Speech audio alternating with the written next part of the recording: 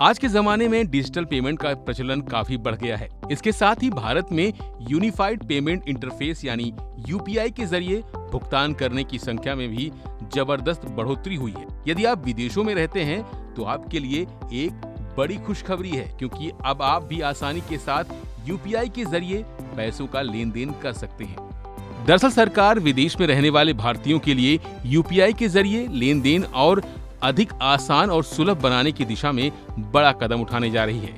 वहीं इस बड़े कदम की शुरुआत भी हो चुकी है।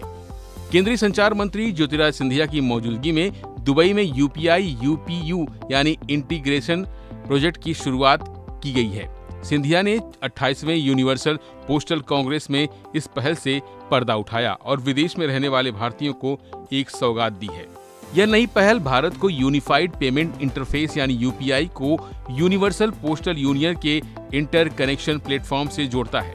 इस प्रोजेक्ट को India post NPCI international payment limited यानी एनआईपीएल और यूपीयू ने मिलकर तैयार किया है। यूपीआई से कैसे विदेशों में पैसे भेज सकते हैं? अब सबसे बड़ा सवाल है कि यूपीआई के जरिए विदेशों में रहने वाले भारतीय कैसे ट्रांजैक्शन कर सकते हैं। तो चलिए इसे आसान भाषा में समझते हैं। दरअसल पैसे भेजने के लिए आपको थोड़ा सा अपने सिस्टम में बदलाव करना होगा, यानी यूपीआई को ग्लोबल पोस्ट नेटवर्क से लिंक करना होगा।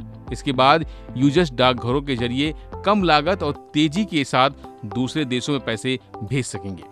सबसे खास बात यह है कि यूपीयू नेटवर्क 190 से ज्यादा देशों में फैला हुआ है।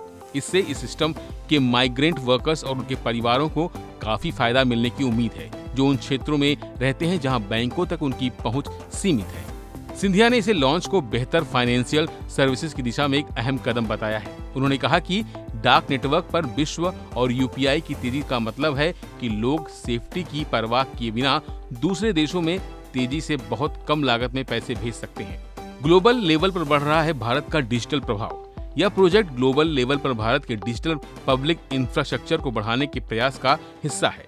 ऑफिशियल डेटा के मुताबिक पिछले साल भारतीय डाक ने 90 करोड़ से ज्यादा पत्र और पार्सल पहुंचाए हैं, जबकि जनधन और इंडियन पोस्टल पेमेंट बैंक के तहत 56 करोड़ से ज्यादा बैंक अकाउंट खोले गए हैं। इनमें से ज्यादातर महिलाओं के नाम शामिल हैं। फिलहाल के लिए बस इतना ही।